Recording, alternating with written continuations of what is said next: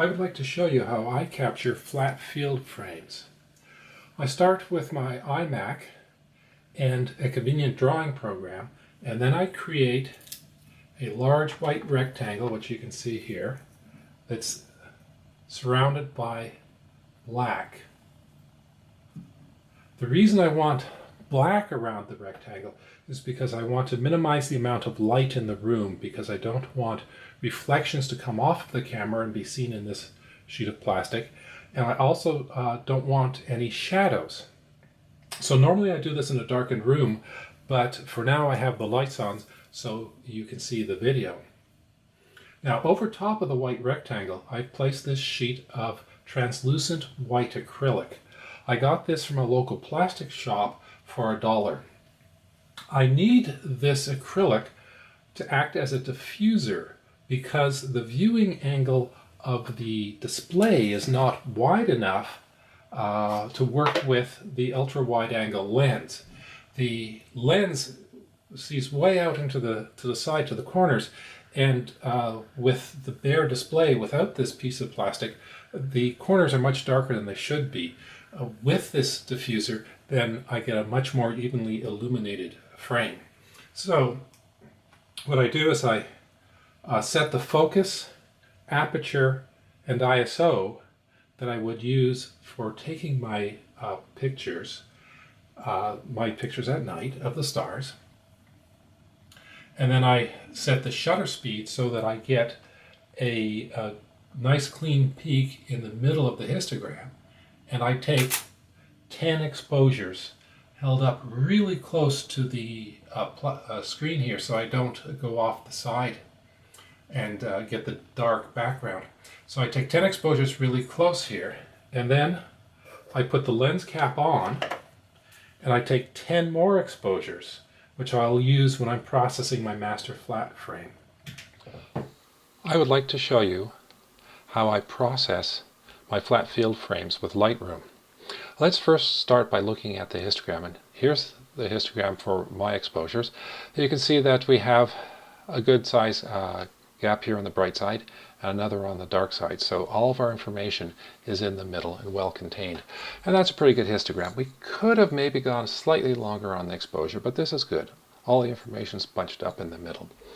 I'd like to show you what happens though when you don't use the plastic diffuser. Here you can see that the histogram is very spread out and the corners are very dark compared to the center. And the problem is that on the display, the lens is looking pretty much straight at the display here, but in the corners it's looking at a pretty steep angle. And the display, when you look at it at a pretty steep angle, it's not as bright. It's quite dark when you look at a steep angle. You'll also notice, if you look closely, that the viewing angle side to side is slightly better than the viewing angle top to bottom. This is not really circular, it's more of an oval. So if we go back and look again at with the diffuser in place, you can see it's completely different, and that the diffuser, that acrylic sheet, really is necessary. So now we have 10 flat field frames here and 10 dark frames to go with them. 10 is an arbitrary number I chose here. I wouldn't use less than 10. 20 is perfectly reasonable because these can be processed very quickly. Now, we're in Lightroom here. What are we going to do with these images? Well, the first thing is the basic adjustments. We're not going to do anything. The only place where we might make some adjustments to these images is under lens corrections. If you're applying lens corrections to your starry landscape pictures, then apply the lens corrections here. If you are not applying lens corrections to your starry landscape pictures, then do not apply the lens corrections here. So for the lens corrections, do whatever you do for your starry landscapes. And I don't apply those, or haven't been applying them, so I'm not going to apply them here. So all I have to do is just synchronize the adjustments across everything. Of course, in this case, there are no adjustments I'm synchronizing, but I will synchronize anyway, just in case I did do something at some point. Okay, now what I'm going to do is export these, turn them into TIFF files so I can process them with Starry Landscape Stacker. So I'm exporting them, and I will overwrite and now it's exporting my 20 files. The 10 dark frames captured with the lens cap on, and my 10 flat field frames. And when Lightroom is finished, I will go and process them with Starry Landscape Stacker. So now I have my 10 dark frames and my 10 flat field frames as TIFF files, and I'll open those in Starry Landscape Stacker. It's opening 20 images.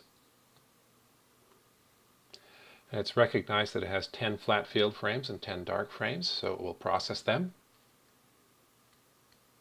And it's done. When I save this file, what I'm going to do is I'm going to identify the camera this was done with, the lens and the focal length, the aperture, and the ISO. Because this is a master flat field frame that can be applied to any image that is captured with this camera, lens, aperture, and ISO. If I do any captures with other settings, then I have to make a new flat field frame, or master flat field frame. What I should do here is I also should note that this has no lens corrections. And I can save that, and I'm done.